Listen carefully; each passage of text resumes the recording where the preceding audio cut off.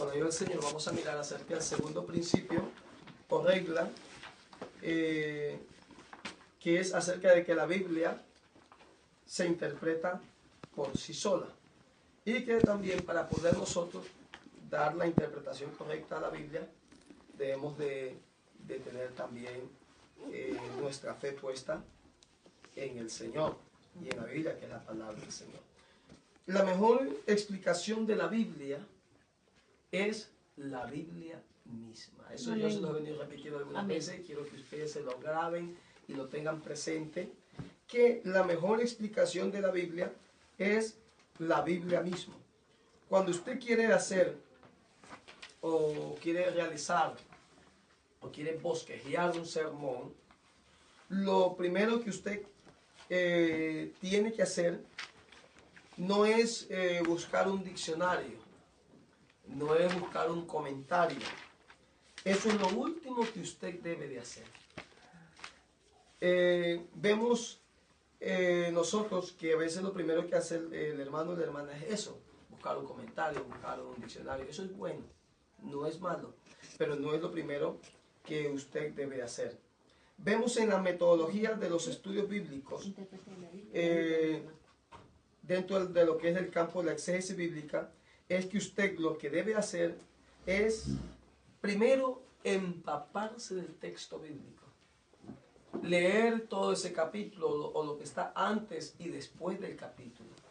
Lo que usted debe hacer es empaparse del texto, leerlo, como yo le decía la vez pasada, volverlo a leer y seguir leyéndolo y correlacionar un texto bíblico con otro texto bíblico de la Biblia misma.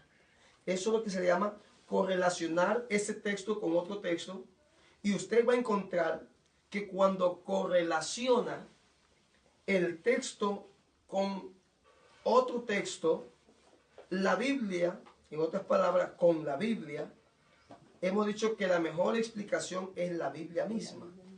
Y para usted poderse dar cuenta de que la Biblia se explica por sí misma y que la Biblia es la intérprete de ella misma, y que usted cuando un texto bíblico lo correlaciona con otro texto bíblico, usted se va a dar cuenta que la Biblia ella misma le va a dar la respuesta que usted anda buscando antes de encontrarla en un comentario, antes de encontrarla en un, digamos, en un diccionario. Usted se va a dar cuenta que la Biblia misma le va a dar la respuesta que usted anda buscando. Acuérdese que esa es la revelación de Dios. Acuérdese que esa fue dada por inspiración, y que esa inspiración de Dios también llega a su vida cuando ora el Señor, lee la Biblia, la vuelve a leer, otra vez la lee, la vuelve a leer, y entonces usted va entendiendo la palabra del Señor. Y vamos a mirar a través de la Biblia que la Biblia misma se explica por sí misma. ¿Cómo la vamos a mirar? Miren, el libro de Apocalipsis, o el libro de Revelaciones, también como se lo llama, el capítulo 21 y el capítulo 22, que son los últimos capítulos del libro de Revelación o Apocalipsis, esos dos capítulos, 21 y 22, lo podemos entender leyendo el capítulo 3 de Génesis, que antes lo explicábamos un poco. Se recuerda que había un proyecto de Dios, en el capítulo 1 y el capítulo 2 todo iba bien, pero en el capítulo 3 como que se echa a perder, como que se pierde lo que Dios estaba haciendo, ¿no? El proyecto de Dios como que se pierde, como que se desbarata, como que se destruye. Pero entonces, ¿cómo podemos nosotros entender Apocalipsis capítulo 21 y 22? Lo entendemos a través del capítulo 3 de Génesis. Vemos allí un puente entre Génesis y Apocalipsis, que es el primer libro y el último libro de la Biblia.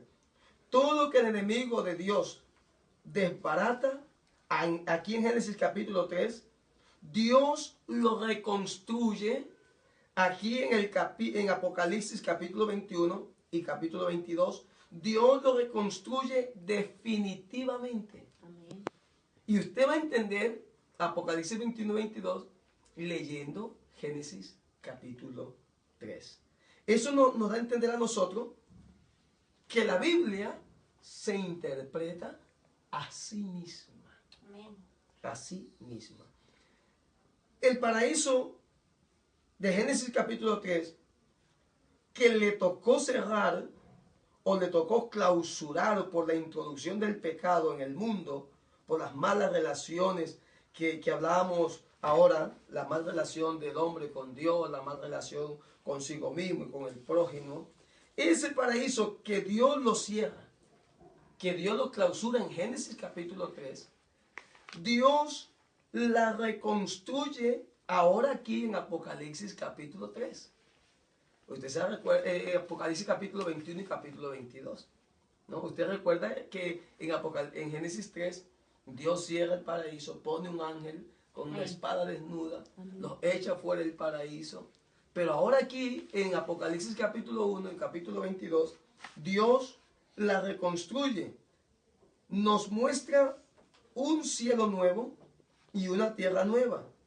Y todo lo que se había dañado por el enemigo, todo lo que había sido destruido por el enemigo, todo aquello que se puso feo, por decirlo así, todo aquello que se puso oscuro en Génesis 3, aquí en Apocalipsis 21 y 22 se llena de luz.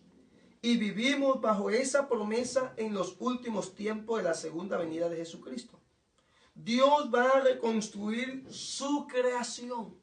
Esa creación que había sido destruida, que había sido acabada. Ahora vemos que Dios va a reconstruir su creación. No solamente la creación universal y material, sino la creación que somos nosotros. Si alguien está en Cristo, lo que yo le decía antes, dice la Biblia, nueva creación es la nueva versión, ¿no? Nueva creación es. ¿Por qué es una nueva creación? Es una nueva creación de Dios. Y esa la realiza a través de su Espíritu en nosotros, primeramente. Pero en nosotros se refleja después hacia afuera. La gente dice, pero ese hombre era mujeriego, ya no lo es. Ese hombre era borracho, ya no lo es. Ese hombre era mentiroso, ya no lo es. Ese hombre era ladrón, ya no lo es. Es que es una nueva creación. Esa nueva creación ahora se refleja hacia afuera. Es un hombre creado, recreado su nuevo, y como un hombre creado, pues recrea su nuevo ambiente, recrea también su familia, y como es un hombre recreado, recrea también su hogar, recrea las relaciones con los demás, recrea también su relación con Dios y con el mundo que lo rodea. Todo es nuevo, nuevo. Usted habrá escuchado el testimonio de aquel hermano que siempre andaba ebrio y no llevaba nada a su casa, lo que llevaba era problemas y dificultades. Pero hasta que el día que le hablaron de Jesucristo, esa palabra le fue revelada a su vida, fue iluminado por el Señor, la inspiración de Dios, el Espíritu Santo reabrió su vida, lo cambió. Y ahora pues ya no llevaba problemas, ahora llevaba comidita, llevaba una máquina para su esposa. Y que el cantinero dijo, oiga amigo, hace días que no lo veo por aquí, que no ha venido, le hemos estado extrañando, venga, lo invitamos. Y él dijo, no, es que yo cuando iba ahí, yo no a mi casa no llevaba comida, ni llevaba vestido, ni calzado. Pero ahora que conozco a Cristo, ahora sí soy responsable y llevo las cosas a mi hogar. Y la gente lo ve como cosa rara, dice, oiga, pero ¿y ese hombre qué le ha pasado? Lo que pasa es que es una nueva creación. Ha recreado su hogar. Ha recreado no solamente su hogar y su vida consigo mismo, sino que ha recreado sobre todo una nueva relación con Dios. Y todo eso es gracias a la revelación de su palabra, que a través de la inspiración fue guardada, cuidada por mucho tiempo y ha causado efecto en la vida de los que lo oyen. El mundo está hecho un desastre el día de hoy. Lo mismo que Génesis capítulo 3. Lo mismo, y Génesis capítulo 5 y Génesis capítulo 6. El mundo está hecho un desastre hoy en día. Y yo diría que se parece a Génesis capítulo 3, o yo creo que diríamos que está peor. Peor que que Génesis. Hay tantos Caínes actualmente, ¿no?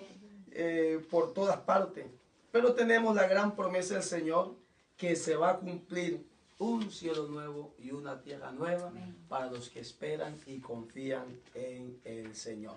Y dice la Biblia que en ese lugar no habrá lágrimas, no habrá tormentos, no habrá llanto, no habrá dolor. Todo será sonrisa porque Dios será nuestra luz, nuestra alegría. La nueva creación de Dios se va a realizar en este mundo y en nuestras vidas. Por eso dice la Biblia, nueva creación. Que allá no necesitamos cirugías, hermano. No, hermano. Sí, nos va a doler nada. Ahí no vamos a necesitar para nada. Ahí tendremos la alegría que es el Señor. Amén. Tendremos nuestra capacidad de pensar. No lo olvidaremos. Pensaremos, recordaremos las cosas buenas. Lo único es que no recordaremos cosas malas. Amén. Ahí seguro que seguro que los voy a recordar de allá y me alegraré de ver a los hermanos allá. Ay, amén. En el cielo adorando a Dios. Quizás algunos de los que estuvieron con nosotros no estarán, pero de eso no nos acordaremos. Nos gozaremos con el Señor por toda la eternidad.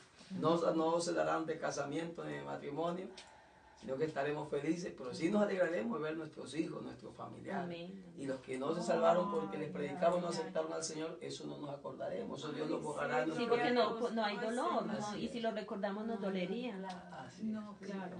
Sí. Qué tristeza. Amén. Pero tenemos que prepararnos para ese día. Amén. Amén. Bueno, la Biblia es la mejor explicación, hermanos, de la Biblia. Si usted quiere entender lo que significa Cristo, hermano, pues en la introducción de su vida pública usted va a encontrar en Lucas capítulo 4, habla acerca de la vida de Jesucristo, la introducción de la vida pública de Jesucristo. Eso, ¿cómo lo vamos a entender? A través de Isaías capítulo 61, el verso 1 y el verso 2. Los dos se complementan. La profecía de Isaías y la realidad de Jesús en su vida pública. Entonces, mire, es un versículo del Nuevo Testamento y el otro versículo es del Antiguo Testamento. Perdón, hermano, la cita de Isaías. Isaías 61 Y Lucas 4. y Lucas 4. Mire, Isaías 61, el verso 1 y el verso 2 dice: El Espíritu de Jehová el Señor está sobre mí, porque me ungió Jehová, me ha enviado a predicar buenas nuevas a los abatidos, a vendar a los quebrantados de corazón, a dar a los quebrantados de corazón, a publicar libertad a los cautivos y a los presos apertura de la cárcel, a proclamar el año de la buena voluntad de Jehová y el día de venganza de Dios nuestro, a consolar a todos los enlutados. Y cuando usted lee el libro de Lucas, el capítulo 4, ahí es cuando usted va a entender el versículo 18, donde dice, hablando de Jesucristo: el Espíritu del Señor está sobre mí por cuanto me ha ungido para dar buenas nuevas a los pobres, me ha enviado a sanar a los quebrantados de corazón, a pregonar libertad a los cautivos y vista a los ciegos, a poner en libertad a los oprimidos y a predicar el año agradable del Señor. Lo de Isaías, ¿de quién estará hablando Isaías? ¿De él mismo, de otro? No. Ahora en Lucas 4 entendemos de quién estaba hablando Isaías, de quién estaba profetizando Isaías, de quién estaba dándonos unas palabras del futuro, lo que iba a acontecer.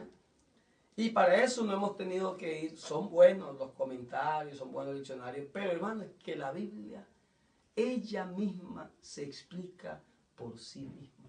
Entonces usted entiende que lo que está escrito en Lucas había sido profetizado 700 años antes por el profeta Isaías. Y todo eso es a través de la Biblia misma. Ella misma se habla, los dos versículos o los dos libros que hemos mirado, los dos capítulos, se complementan.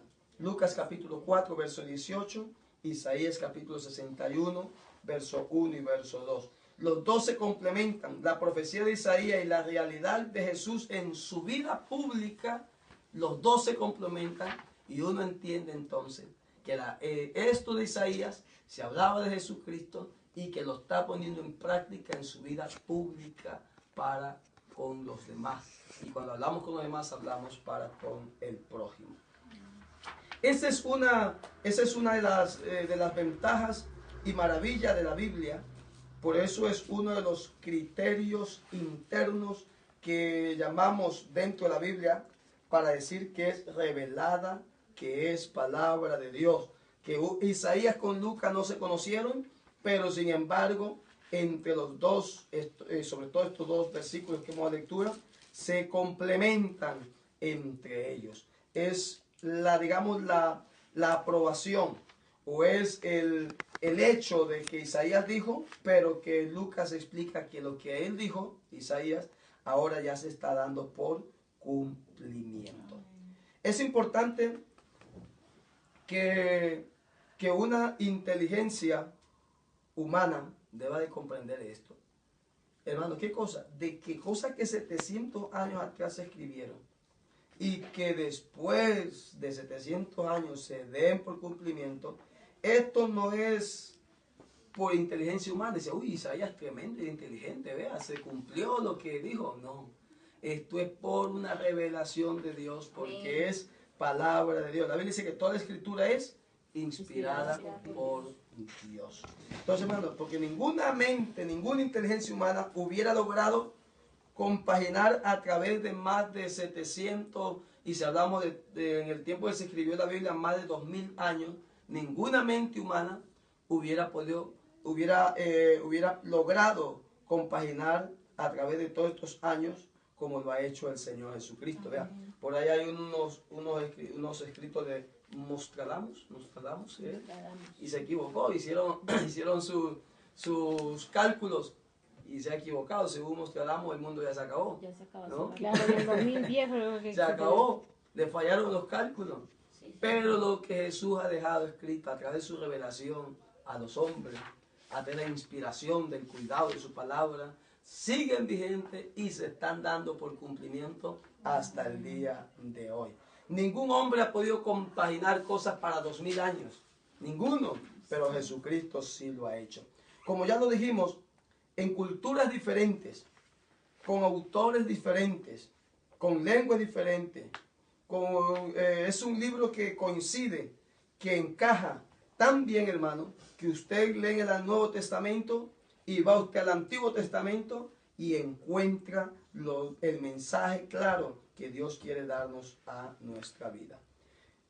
¿Qué es el Nuevo Testamento?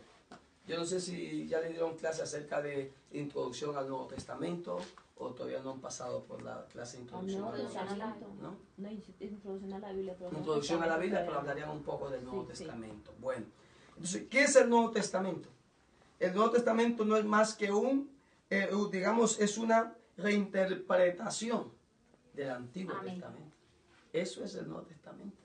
Una reinterpretación del Antiguo Testamento, así es. ¿Aplicado a quién? A Jesús. Nadie conocía mejor el Antiguo Testamento que los autores del Nuevo Testamento.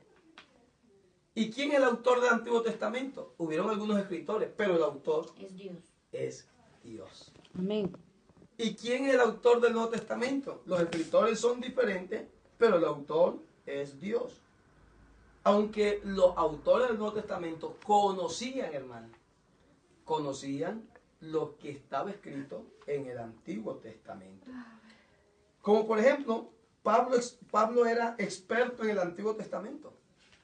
Usted ve las cartas paulinas, usted lee todo lo que Pablo explica y enseña. Eso está empapado del Antiguo Testamento. Pablo era un experto en el Antiguo Testamento. La Biblia de Cristo, la que Jesús utilizó en su momento, no era, o la Biblia de los discípulos, no era el Nuevo Testamento porque no existía. Porque ellos escribieron el Nuevo Testamento. Entonces, ¿cuál era la Biblia de ellos en aquel entonces?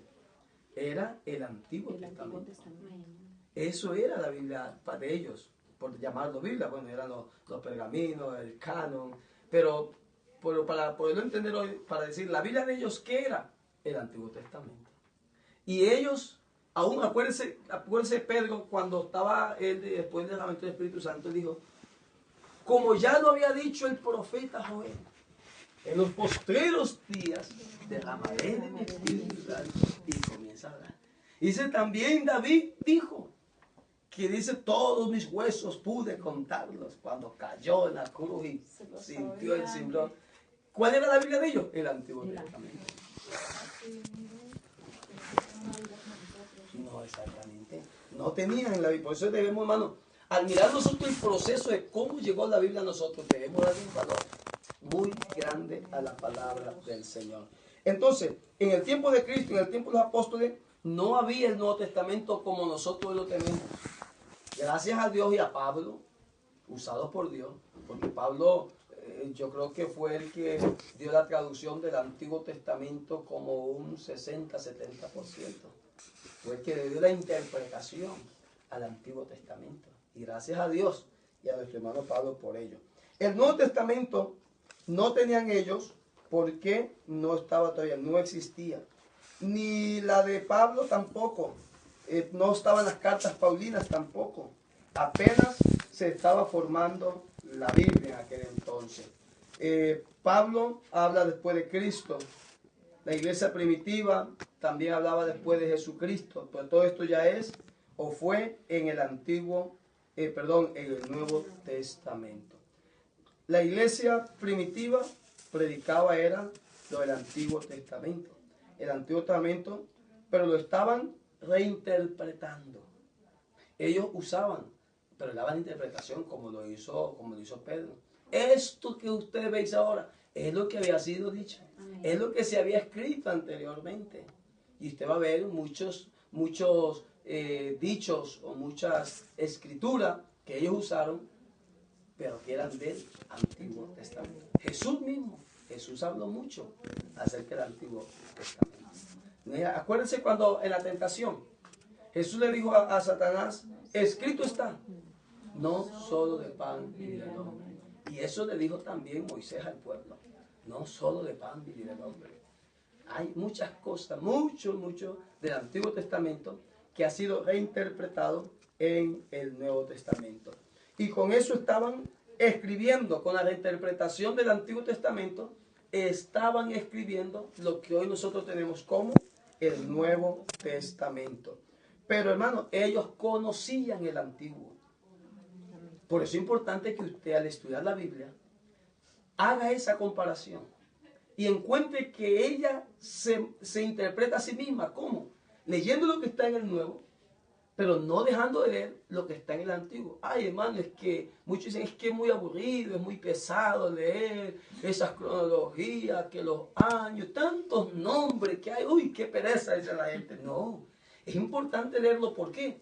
Porque el Nuevo es la reinterpretación de ese. Yo siempre digo que el Nuevo es la sombra de lo que iba a pasar, la sombra de ese Antiguo Testamento, lo que iba a acontecer es el Nuevo Testamento. Entonces, si alguien quiere entender lo del Antiguo Testamento, el Antiguo Testamento reinterpretado en el Nuevo, tiene que estudiar o leer tanto el Antiguo como el Nuevo Testamento. Muy bien. Lo que decimos en cuanto a los salmos, también han sido reinterpretados. Los profetas, las literaturas poéticas, las sapiensales, los proverbios, el Eclesiastés, etcétera, etcétera. Todo esto ha sido reinterpretado. El autor de Apocalipsis tiene multitud de referencias del Antiguo Testamento. Cuando usted lee el libro de Apocalipsis, el libro de Revelaciones del Nuevo Testamento, usted debe de mirar también lo que es el libro de Daniel. Daniel está en el Antiguo Testamento y usted va a comprender muchas cosas importantes. Y para eso es bueno también pues, estudiar lo que es los tipos, ¿no? La tipología, para poder ir entendiendo cosas del libro de Apocalipsis. Vemos que los hermanos de la iglesia primitiva conocían perfectamente el Antiguo Testamento, aunque no había una cita textual como la tenemos nosotros hoy, porque antes la Biblia no estaba dividida por capítulo ni por versículo. No era, gracias a Dios ahora la tenemos así como para un mayor aprendizaje, poder entender mejor, pero antes no estaba así, no habían capítulos, no habían citas textuales, todo todos eran solamente interpretativas. ¿Por qué? Porque la Biblia es la mejor explicación de la Biblia. En tercer punto, bueno, en el segundo que estamos, de la segunda regla, que lo tenemos escrito, dice, segunda regla, tomar las palabras en el sentido que indica el conjunto de frases en el lenguaje bíblico, como en cualquier otro. Existen palabras que varían mucho de significado según el sentido de la frase o argumento en el que ocurre. Un ejemplo lo tenemos en la palabra fe. Esta palabra ordinariamente significa confianza, pero también tiene otras aceptaciones. Leemos de Pablo, por ejemplo, ahora anuncio la fe que en otro tiempo destruía. Del conjunto de estas frases vemos claramente que la fe aquí significa creencia, o sea, la doctrina del Evangelio. Dice el apóstol que Dios juzgará al mundo con justicia por aquel varón al cual determinó dando fe a todos con haberle levantado de los muertos. Juzgando por el conjunto de este versículo, la fe aquí no significa confianza ni creencia, sino prueba o demostración. Entonces imagínense, son la fe misma, pero que hablan en un distinto, digamos, contexto. El que hace diferencia si comiere, haciendo comer al hermano, dice, es condenado, porque no comió con fe, y todo lo que no procede de la fe es pecado.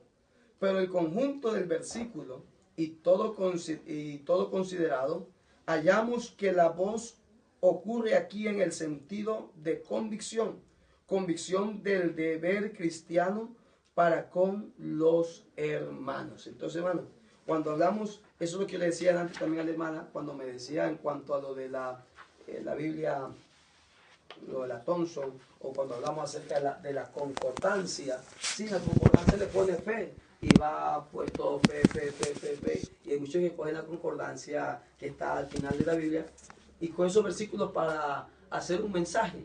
Ay, habla del amor. Bueno, comienza a coger versículo y versículo, pero no los estudia, no los analiza. Uno es el amor a Dios, amén. Otro es el amor al semejante, amén. Otro es el amor a los hijos, otro es el amor a los amigos, otro es el amigo entre esposos. Y entonces no podemos nosotros fiarnos de ella, la concordancia, sino que debemos nosotros indagar, investigar, usar las reglas hermenéuticas, usar la ciencia del exégesis para poder entender, para poder comprender mejor la palabra del Señor. Bueno, hay una tercera regla, y la tercera regla, o el tercer principio, es una fe salvadora, una asistencia del Espíritu Santo. Necesitamos tener una fe salvadora y una asistencia en la guía del Espíritu Santo para poder entender y hacer la voluntad del Señor. Son necesarios, hermanos, la fe y la dirección del Espíritu Santo para entender e interpretar adecuadamente las Escrituras. Si no tenemos fe que la Biblia es la palabra de Dios, hermano, de nada nos va a valer. Si no tenemos la asistencia del Espíritu Santo, porque es el que nos guía a toda verdad, no vamos a poder comprender bien las Escrituras. Son necesarios tanto la fe como la asistencia del Espíritu Santo para entender e interpretar adecuadamente las Escrituras. Lo dijimos al principio, es muy diferente es muy diferente ser exégeta académico o un exégeta científico sin fe, sin ser un exégeta intérprete de la Biblia de Dios. Ser un exégeta académico con un exégeta de fe es muy distinto. Se nota, se ve, se transmite de que lo que tiene es simplemente conocimiento, pero le falta creer a esa palabra que está exponiendo. Le falta esa fe en Dios. Mire, ¿por qué digo esto? Porque Cristo atacó a los fariseos. Los fariseos tenían el conocimiento, pero no tenían la fe en esa palabra. Amén. Hablaban, y tal vez hasta muy bonito, pero esa palabra no iba acompañada de fe. Y la palabra debe ir acompañada de fe. Amén. Entonces, Cristo atacó a los fariseos y a los doctores e intérpretes de la ley precisamente por eso, porque se habían convertido, como dice la Biblia, en guías falsos de su pueblo y hasta cierto punto interpretaban la ley interpretaban la letra de la ley, pero no el espíritu de la ley. En otras palabras, eran ciegos, guías de ciegos. Interpretaban la letra de la ley, pero le faltaba darle la interpretación espiritual de la ley. Les faltaba esa acción del espíritu.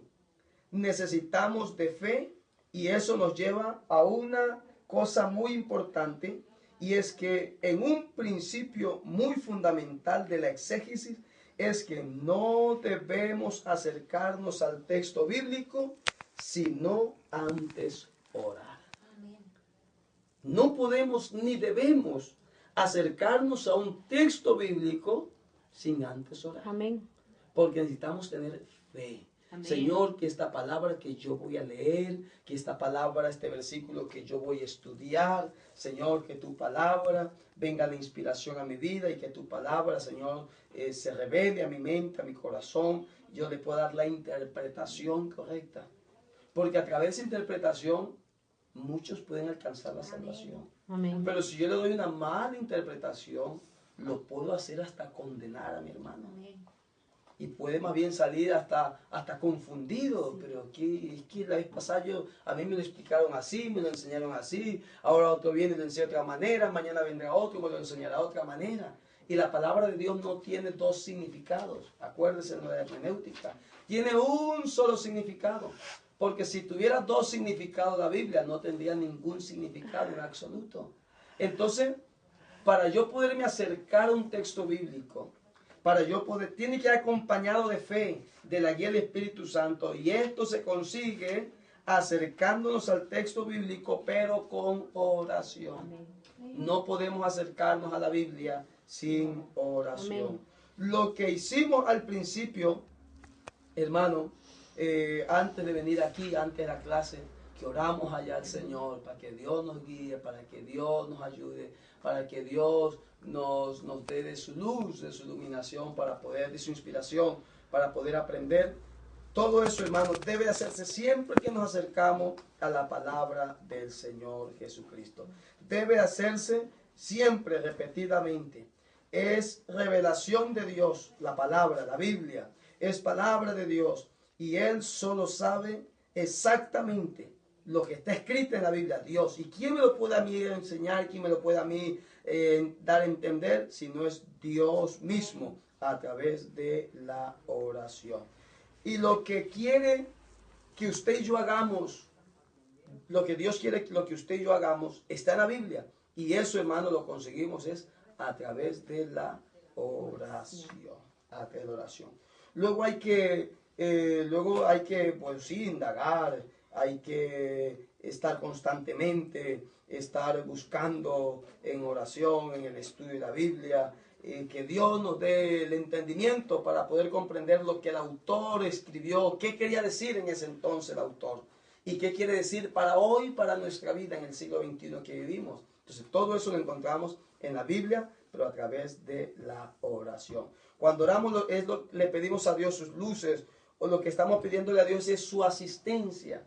Que ese espíritu de revelación, o ese espíritu de Dios que le reveló a los primeros escritores, ese espíritu de Dios, que es Dios mismo, también esté con nosotros para darle una buena interpretación a la palabra del Señor. Y que podamos ver o abrir nuestros ojos y nuestro entendimiento para ver su camino. Como dice el profeta y los salmos, enséñame, oh Jehová, tus caminos y muéstrame tus sendas. Eso debe ser siempre también nuestra petición. Una regla muy general de interpretación de exégesis es hágalo en oración. Esa sería una regla importantísima, hermano. Hágalo en oración. ¿Por qué? Porque usted cree que la Biblia es la palabra revelada. Y si usted cree que la Biblia es la palabra revelada, pídalo en oración. Y Dios también a usted lo inspirará y le dará también a conocer de su revelación. Otra regla que es importante es interpretar la Biblia, la interpretación de la Biblia y la experiencia de la Biblia a la luz de las experiencias personales. Que usted y yo podamos vivir lo que dice la palabra del Señor. Tengamos experiencia de lo que dice la palabra del Señor. La Biblia dice que el Señor pondrá las manos sobre los enfermos y ellos sanarán, que esa experiencia la hayamos nosotros adquirido también. Amén. La Biblia dice que en el nombre de Jesús se echarán fuera demonios, que tengamos experiencia. La Biblia dice que su palabra no volverá él vacía, sino que hará lo que él quiere hacer, que tengamos esa experiencia. Y esa experiencia la hemos vivido muchas veces nosotros también. Amén. Su palabra ha llegado a nuestra vida, Amén. se ha quedado en nuestro corazón y ha dado ese fruto digno del arrepentimiento.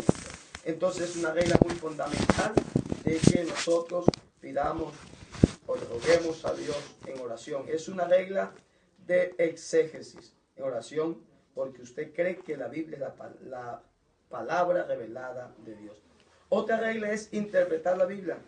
Y como decía, la experiencia que usted ha recibido personalmente con Dios. Eso tiene que ver con el cuarto paso de la interpretación de la Biblia y la cuarta regla o el cuarto paso. La cuarta regla dice así: es preciso tomar en consideración el objeto o designio del libro o pasaje en que ocurrieron las palabras o expresiones oscuras. Esta regla, como se ve, no es más que la aplicación de las anteriores, en caso de no ofrecer suficiente luz, si el conjunto de las frases ni el contexto, para remover las dificultades y disipar toda duda. El objeto o designio de un libro o pasaje se adquiere sobre todo leyéndolo y estudiándolo con atención repetidas veces, teniendo en cuenta con qué ocasión y a qué persona originalmente se escribió. Ejemplo, es evidente que las cartas de los Gálatas, que las cartas a los Gálatas y a los Colosenses fueron escritas con ocasión de los errores que con gran daño procuran implantar en las iglesias apostólicas los judaizantes o falsos maestros. Por consiguiente, tienen por designio estas cartas el exponer con toda claridad la salvación por la muerte de Cristo, contrario a la enseñanza de los judaizantes, que predican las obras, la observación de días y ceremonias judaicas, la disciplina del cuerpo y las falsas filosofías. Eso es lo que Pablo le decía, pero ¿quién os ha estorbado? Para que después de haber creído la verdad, volvéis a estar otra vez a esas fábulas, a esas tradiciones. Pero ¿qué es lo que pasaba?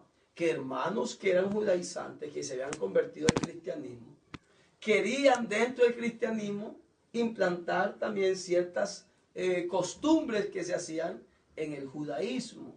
Y por eso Pablo decía, pero ¿quién os ha estorbado? ¿Quién les está imponiendo estas cosas? Era lo que en el libro que les mandé a leer de Gálatas, era lo de la circuncisión, ¿no? Es que no puede, no es así, no es correcto.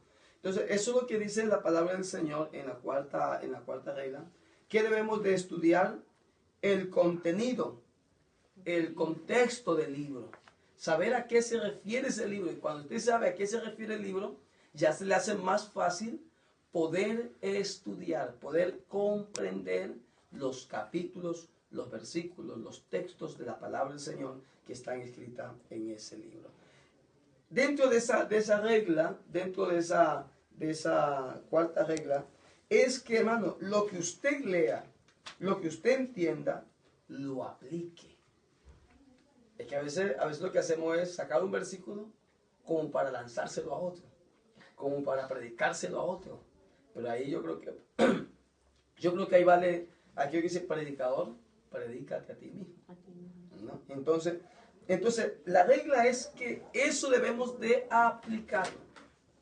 Debemos de aplicarlo desde que empieza usted a leer la Biblia y comienza a estudiar la palabra de Dios. Como por ejemplo, un texto que usted va a enseñar, bueno, los hermanos, los que predican en escuelas dominicales, o en el culto evangelístico, o las damas que quieren dar alguna enseñanza. Lo que usted va a predicar, desde ese mismo momento empiece a ver, bueno, ¿qué tiene que ver conmigo este texto bíblico? No hay, a ver, esto le cae bien al hermanito que llega cada semana. Yo creo que esta palabra le va a ser de bendición para él. No. Cuando usted va a hacer una exégesis, Cuando usted va a hacer una exégesis, usted tiene que empezar diciendo a ver, ¿qué tiene que ver conmigo esta palabra? ¿Qué es lo que me va a enseñar a mí esta palabra?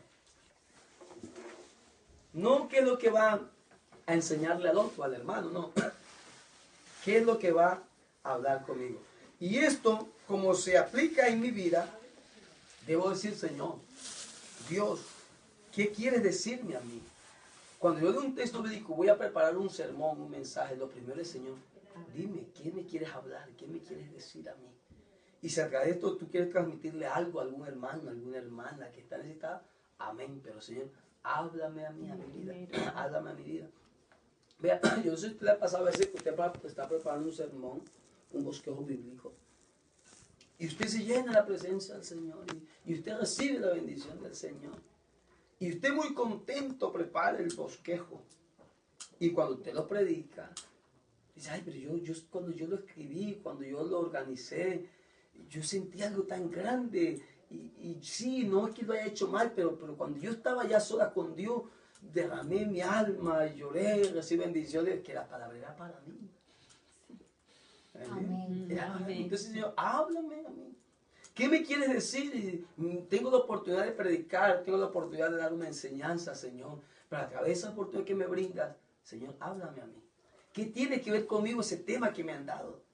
Quizá alguien, las damas, los jóvenes, junta local, de evangelismo, lo sacaron para la iglesia, pero se lo dieron a ustedes. Ay, Señor, algo querrás hablarme a mí.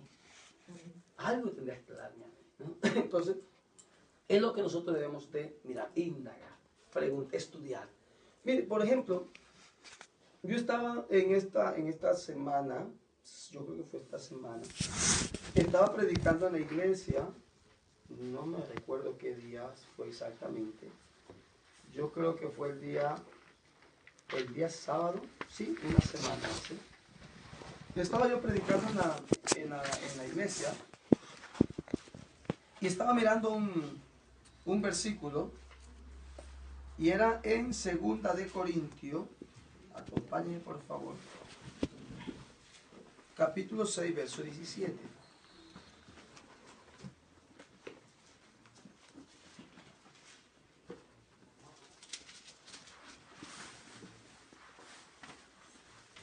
Como yo decía, tenemos que mirar, la Biblia se interpreta así misma, así misma. No debemos nosotros es bueno, yo repito, un diccionario, un compendio, una enciclopedia, es bueno, pero es que la Biblia se interpreta a sí misma. Y cuando usted comienza a utilizar esto que le he dado de hermenéutica y lo de exégesis, hermano, usted va a buscar en la Biblia y va a encontrar cosas maravillosas y preciosas en ella. Dice en 2 Corintios 6:17, por lo cual salid en medio de ellos y apartaos, dice el Señor, y no toquéis lo inmundo. ¿Y qué dice la Biblia? Y yo recibiré. ¿Qué será eso? ¿Qué me querrá decir el Señor con eso? Apartaos, dice, en medio de ellos, y yo recibiré. Para yo entender ese versículo, pues vámonos al Antiguo Testamento. Y verá cómo usted va a encontrar una revelación a través de la inspiración de Dios tan grande, en donde, si usted se va al libro de Génesis capítulo 11, mira dónde nos vamos a remontar. Génesis capítulo 11.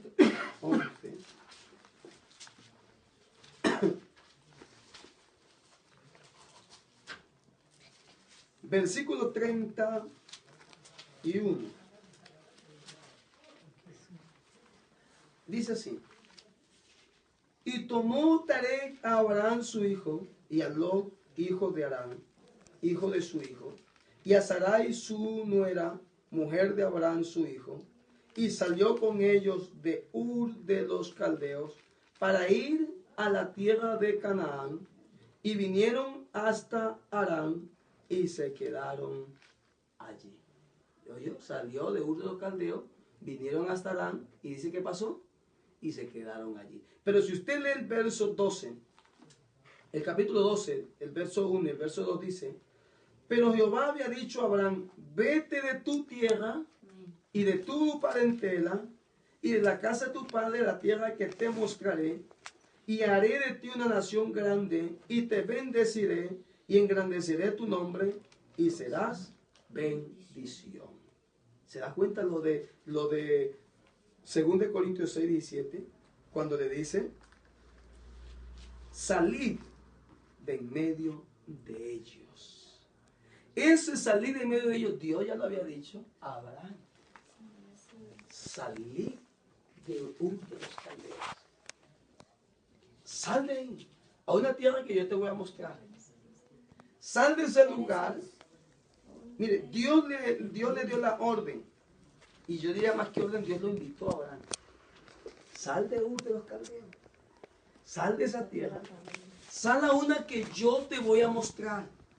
Y esa tierra será mejor que la que tú estás viviendo el día de hoy. Es un llamado que Dios le hace a ¿quién? A Abraham. Pero mire, pero Abraham no obedeció. Pastor, pero sí salió, sí, pero mírenlo detenidamente. No obedeció como Dios le había mandado. No obedeció completamente a Dios. Porque dice la Biblia que se trajo a Taré y se trajo a Lot. Y Dios le dijo, no, sal, apártate de toda tu tierra y de tu parentela. En otras palabras, sí, de lo que te rodeaban, sal, apártate de ahí. Pero Abraham no obedeció completamente, y una obediencia media es desobediencia. No obedeció. Eso de que apártate, que uno lo lee allá lo lee en el Nuevo Testamento, pero uno se remonta al Antiguo Testamento para hacer una exégesis de la palabra del Señor. Y se va a dar cuenta que Abraham no obedeció completamente a Dios. Dios le hizo una invitación a Abraham, ¿verdad que sí? Que se apartara de los caldeos, porque era de Ur de los Caldeos. ¿Por qué Dios, Señor? Dios lo había escogido de en medio de una tierra pagana, de en medio de una tierra donde habían dioses extraños y dioses para todas las cosas. Dios halló gracia, o Abraham halló gracia ante los ojos de Dios. Y dijo a Abraham, yo te he escogido a ti, apártate, sal de esa tierra, sal de ese lugar pecaminoso, sal de ese lugar porque yo te voy a bendecir. Yo voy a bendecirte, yo voy a prosperarte, yo voy a poner tu nombre en alto, pero lo voy a hacer con una causa. Yo te voy a bendecir, pero es para que tú seas de bendición. Y dice la Biblia que en Abraham son benditas todas las familias de la tierra. Dios lo llamó con un propósito. Mire, ese versículo, el versículo 2 de Génesis 12, es un mensaje muy grande para los hermanos que quieren ser bendecidos de parte de Dios. Ay, Señor, bendíceme, y lo cantamos. Bendíceme, bendíceme, bendíceme ahora. ¿Quién quiere ser bendecido? Amén. ¿Quién quiere ser bendecido? Amén. Pero hágale una exégesis a eso. Hágale una hermenéutica. ¿Quieres tú ser bendecido? ¿Quieres recibir bendición? Es sencillo, hermano, ser bendecido. Para los hermanos y para que usted le explique en la iglesia, hermanos, los que quieran ser bendecidos, es sencillo. No hay que luchar, no hay que hacer. No, hermano, ¿tú quieres que Dios te bendiga? Sencillo. Sé tú de bendición. Dice la Biblia, yo te escogí, te llamé para bendecirte. Pero eso sí, yo te bendigo para que tú seas bendición. Si no, no te bendigo. Amén, amén, amén. Ay, Señor, bendíceme a mí. Y quiero estar bien bendecido yo. Y se dice, yo te bendigo hoy. Tú no bendices. Ay, Señor, ¿será que me dejaste? Ya no me bendices. No, es que cuando Él te bendecía, tú no hacías lo demás que te tocaba hacer a ti. Te bendecías y estabas contento. te andabas bien, lleno, te vestías, paseabas y todo. Pero te olvidaste de la última parte del versículo. Te bendeciré. ¿Pero para qué? Para que seas de bendición. Dios le hizo una invitación a Abraham. Sal de tu tierra y tu parentela. Ahora yo les pregunto a ustedes, haciendo esa exégesis de la palabra del Señor, trayendo lo que está ahí metido en ese texto bíblico, si Dios lo llamó a Abraham de en medio de ese pueblo pecaminoso, pecador, ¿de dónde nos llamó Dios a nosotros? ¿Dónde estábamos nosotros? ¿En Tierra Santa? ¿Dónde estábamos nosotros? ¿En una tierra donde no había maldad? No. Dios nos hizo la misma invitación de Abraham. Nos sacó, dice, es más, del cielo inmundo, dice la Biblia, nos sacó. Del lodo cenagoso. Imagínense, parece ver a Dios arremangando su mano y metiéndola allá abajo. Y nos sacó. Y nos sacó no para estar sentaditos simplemente en nuestra iglesia. Ya me entregué, ya me bauticé, ya estoy sirviendo en el altar. No es que para eso no nos salvó el Señor. Nos hizo una invitación, sal de allá, ven acá conmigo, te voy a bendecir. Pero lo que tú vas a recibir a través de la revelación y la inspiración es para que le lleves a otros también, para que ellos puedan entender este mensaje de la palabra del Señor. Lo que pasa es lo siguiente, que a veces hemos hecho como Abraham. Nos hemos salido de esa tierra, pero nos hemos traído a Taré y nos hemos traído a Lot con nosotros. Dios nos hizo una invitación, sal. Y llega a la iglesia, se bautiza, está sirviendo. Pero se ha traído un mal genio, un mal carácter. Hermano, es que yo soy así. Cuando Dios me salvó, yo era así. Y Dios así me quiere y me recibió. Ese es el lo que te has traído, el taré que te has traído del mundo. Ay, no, hermano, es que yo cuando era allá en mi casa yo era así. Deja ese taré. Sal de allá, dice, deja. Tu tierra y tu parentela, deja. ¿Sabe por qué? A veces lo que pasa es que no hemos traído algo con nosotros, así como Abraham se llevó a su padre, a Taré y a Lot. Algo nosotros nos hemos traído de allá, pero que acá no nos sirve. ¿Qué quiere decir Taré? Mire, eso es hacer una exégesis. ¿Qué quiere decir Taré? Taré, el viejo Taré, dice la Biblia. Dice la Biblia en el verso 31 que Abraham salió con Taré y con Lot, de Génesis 11:31. Y dice que salieron de Ur de los Caldeos y que llegaron hasta, ¿a dónde llegaron? Hasta Harán.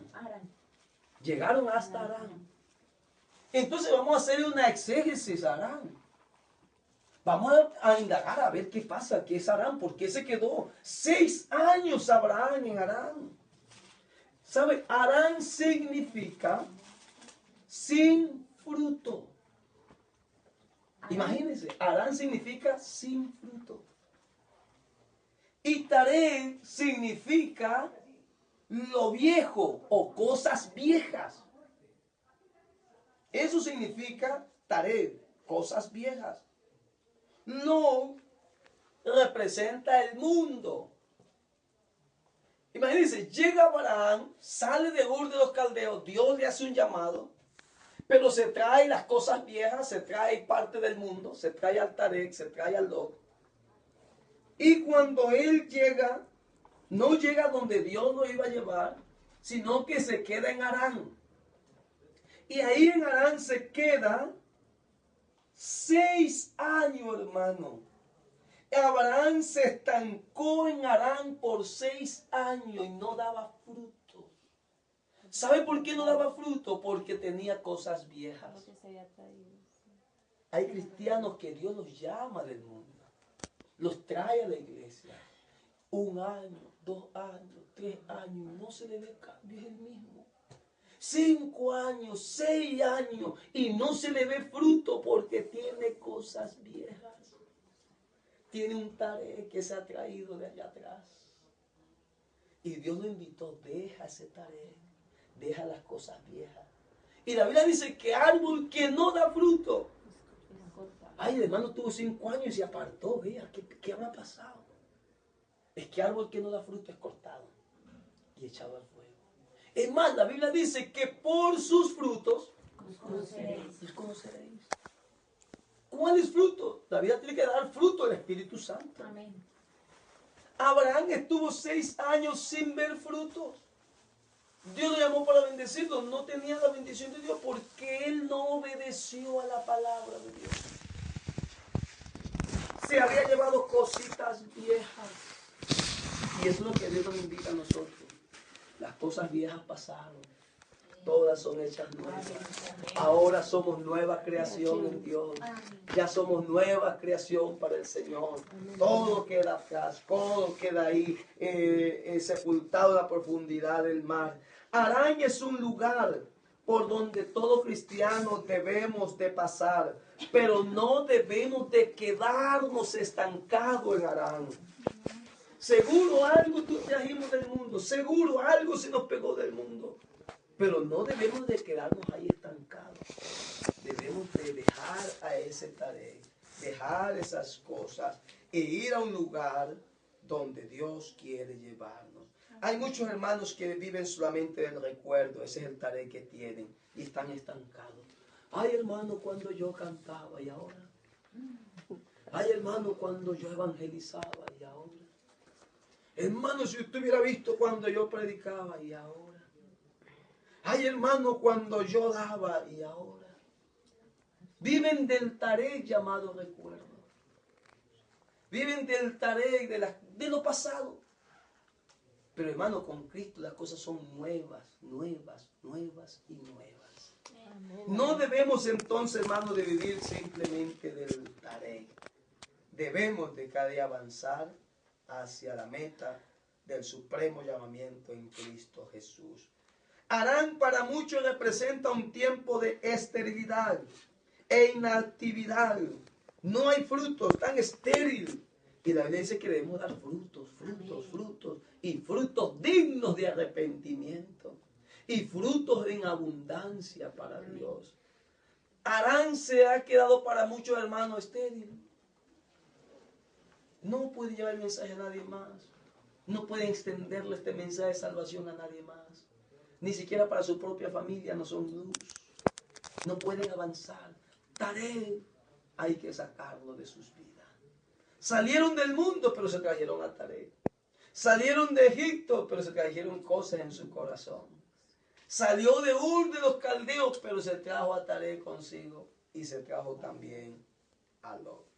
Tarek, hermano, las cosas viejas hicieron demorar a Abraham. Tarek, las cosas viejas lo hicieron demorar. Por eso tienen muchos cristianos están estancados en su vida espiritual. Demoran para recibir el Espíritu Santo, demoran para bautizarse, demoran para servir, demoran porque tienen un Tarek metido en sus vidas que no lo quieren dejar. Hermano, Abraham perdió, yo diría, 6 años de su vida porque cargaba un Tarek en su vida. Hermano, ese Tarek para nuestra vida hoy, en el siglo XXI, puede ser las comunidades. Ah, no, yo me siento bien. Yo estoy conforme. El pentecostal vivo y lleno de Dios debe de ser un pentecostal inconforme. Yo no estoy conforme hoy. Yo quiero más de Dios. Ayer recibí, pero hoy quiero más. Y mañana voy a querer más. Porque la Biblia así lo dice. Hasta que sobreabunde. No dice estar llenos simplemente. Sino hasta que sobreabunde. Sobreabunde. Entonces esa comodidad. Me siento bien como estoy. Pregúntele, hermano, ¿cómo usted está, hermano? Ah, bien, hermano. Hermano, en victoria, pero quiero más del Señor. ¿Cómo está, hermano? Ah, sí, bien, bien, y no va una semana al culto y está bien. Hermano, y no le tú, pero dice, ¿cómo está? No, hermano, sí, pero yo estoy bien. Conformismo. Algún Tarek tiene en su vida. y necesita ser despojado ese Tarek para poder seguir adelante en su vida espiritual. Un Tarek en la vida del cristiano es cuando hay algún mensaje, una palabra, y esa palabra de bendición y se derrama la presencia de Dios. El hermano está tranquilo, dice, hermano, qué bendición hace, hermano. Sí, sí, pero cójalo suave, tranquilo. Eso tiene un Tarek en su vida. Algo hay en su vida que tiene que abandonar, que tiene que dejarlo. Eso, hermano. Hermano, qué bendición hace, sí, hermano, pero es que esa palabra no. Oiga, el hermano que no tuvo eso de caer era como anillo al dedo. No vino, se lo perdió. No, era para usted esa palabra. Dejen de tener el conformismo de que eso no era para mí, eso era para otro. Ay, hermano, o el Tarek dice, no, hermano, es que esto es primero. No, primero es Dios. Mire, para que Abraham obtuviera la bendición que Dios le había prometido, Tarek tuvo que morir. Tuvo que morir Tarek para que pudiera salir de Harán y pudiera ir al lugar que Dios le había prometido para bendecirlo. Hasta que Tarek no murió, él no pudo recibir la bendición. Tuvo que morir Tarek para que Abraham entendiera el llamado de Dios. ¿Qué cosas tendrán que morir en nuestra vida para nosotros poder entender el llamado de nuestro Dios? Hermano, no habrá fruto en nuestra vida en el cargo que usted está. No habrá fruto en su ministerio que está sirviendo a Dios en la iglesia local. No tendrá usted los frutos que usted realmente desea, anhela, mientras estemos en Harán, un lugar sin fruto, y mientras Tarek esté vivo. Hermano, ¿va usted al culto? Ay, hermano, si Dios quiere. ¿Cómo que no va a querer Dios que usted vaya al culto? Hermano, va a la convención. Ay, hermano, si Dios lo permite. Claro que Dios eso sí lo permite.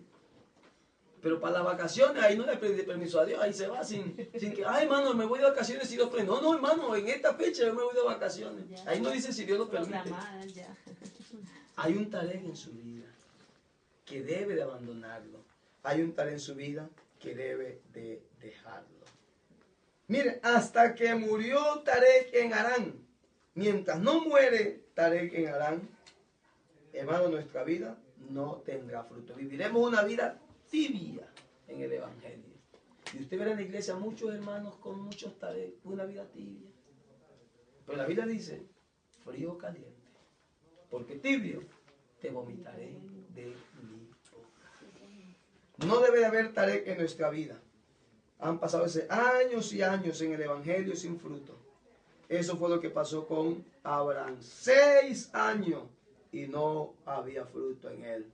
Hermano, y dice la Biblia que Dios anhela celosamente en nuestra vida. Dios anhela que en su vida y la mía haya frutos. Y Él envía el rocío de la mañana, la lluvia temprana y tardía del cielo. Su palabra es como lluvia, es como fuente de agua viva. Y dice la Biblia que el árbol que está junto a esa corriente de agua da su fruto a su tiempo y sus hojas no caen. Entonces, cuando Tarek muere, viene la bendición para Abraham. Cuando Tarek muere en nuestra vida, resucita una nueva vida espiritual en nosotros. Hay gozo, hay vida, hay entusiasmo, hay alabanza, hay libertad. Hermano, cuando Tarek ha muerto en nuestra vida, no tardamos nosotros para adorar a Dios. No tardamos para entrar en la sintonía con Dios. No tardamos, porque no hay Tarek que esté impidiéndonos esa comunicación con Dios. Cuando Tarek ha muerto en nuestra vida, recibimos la bendición de Dios. Hermano, Tarek representa el hombre viejo, las cosas viejas. ¿Y qué son cosas viejas?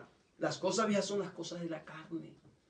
Esas cosas viejas tienen que morir. Envidia, discusiones, celos, pleitos. Todo eso tiene que morir. El hombre natural, que dice la Biblia, el hombre natural no percibe las cosas que son del espíritu. Ese Tarek tiene que morir. Esa obra de la carne tiene que morir. Y tenemos que levantarnos en un nuevo espíritu para la gloria del Señor. Cuando Tarek murió, Dios volvió a hablar con Abraham. Mire, 6 años Dios no habló con Abraham. Pero cuando Taré muere, Dios vuelve a hablar con Abraham. Amén. Qué hermoso es que Dios hable conmigo. Qué hermoso es que Dios hable contigo a través de la oración para que hagas un buen estudio de la palabra del Señor. Hagas una buena exégesis, una buena hermenéutica, una buena homilética, una buena geografía, una buena escatología de la palabra del Señor, una buena neumatología, saques unas buenas enseñanzas de la palabra del Señor. Y eso lo conseguimos cuando Tarek muera y entendamos que la palabra de Dios es revelada, es inspirada, y que la Biblia es la palabra de Dios, y recibamos la iluminación de Dios a nuestra vida y comprendamos la palabra del Señor Jesucristo. Tarek muere, Dios vuelve a hablar otra vez con Abraham. ¿Quieres que Dios trate también contigo? ¿Quieres que Dios hable contigo? Tienes que dejar morir todas esas cosas que estorban nuestra comunión con Dios. Algunos de los tareas que tienen que morir en la vida de muchos creyentes que han sido llamados por Dios es el temor al que dirán. No, hermano, la gente que diga lo que quiera, pero usted sírvale a Dios con un corazón puro, con corazón sincero. Ay, no, es que qué pena que me vean llorar, que me vean arrodillarme, que me vean alzar las manos, hermano. La gente puede decir lo que sea. Yo quiero es honrarle a Dios con todo mi corazón. Ese temor mal dirigido. Ay, no, es que yo sí siento la presencia de Dios, pero cuando estoy sintiendo como que me asusto, ¿qué van a decir los hermanos? No, hermano, que perdamos ese temor mal dirigido. Complejos. Ay, no, yo no puedo. Ay, yo no soy capaz. No, Señor, David dice, todo lo puedo en Cristo que me fortalece. Ese tarea que debe morir en nuestra vida es el miedo al fracaso. Ni empieza y dice, no, es que yo no soy capaz. Ni empieza y dice, hermano, es que voy a fracasar. Hermano, ni empieza y ya está pensando en el fracaso. Cuando usted pensando, dice la Biblia, diga el débil, fuerte soy. Y Amén. dice, yo voy a levantar banderas de victoria en el nombre del Señor Jesucristo. Ese tarea que debe morir en nuestra vida son las excusas. Sacamos excusas para todo. Cualquier cosa ya tenemos una excusa. Otro lo puede hacer mejor, otro es capaz. No, hermano, Dios te llamó a ti, Dios te escogió a ti, Dios te ha dado a ti su inspiración, su revelación, que es su palabra, y usted es capaz de hacerlo, pero con la ayuda del Señor Jesucristo. Pero si hay un tarea en nuestra vida que debe de morir, si hay un tarea en nuestra vida que debemos de quitarlo, si hay un tarea en nuestra vida que no debe de estar allí, y que vemos que es el que nos está impidiendo recibir la bendición del Señor, hermano, debemos de abandonarlo, debemos de dejarlo, porque Dios quiere bendecirnos grande y poderosamente. Para poder entender su palabra y poder comprender la revelación de Dios a nuestra vida y poder entender la revelación de Dios para usted y para mí, hermano, tenemos que abandonarnos, tirarnos a los pies de Cristo y dejar que las cosas de este mundo, dejar que los tareas de esta vida se queden atrás y usted y yo recibir la bendición del Señor Jesucristo. Que estas pautas, que estas clases que hemos recibido, hermano, les sean de ayuda, les sean estos principios, estas reglas, les sean de gran bendición. Tenemos otras reglas más. Yo quisiera que usted las estudie en su casa. Tenemos otras reglas más que seguro le van a ser de gran bendición. También tenemos en la lección número 9, tenemos hablando acerca de las figuras literarias, el símil, la metáfora, también la metonimia, lo que son la ironía. Todo esto es muy importante mirarlo en cuanto a lo de la exégesis. Y bueno, le dejamos ahí las hojas para que usted las pueda leer en su casa. Estúdiela, hermano, hermanas, porque esto le va a ser de gran bendición para el ministerio que ustedes están desarrollando en las iglesias locales. Le van a ser de mucha ayuda, de mucha bendición. Y para cada uno de los que han estado presentes.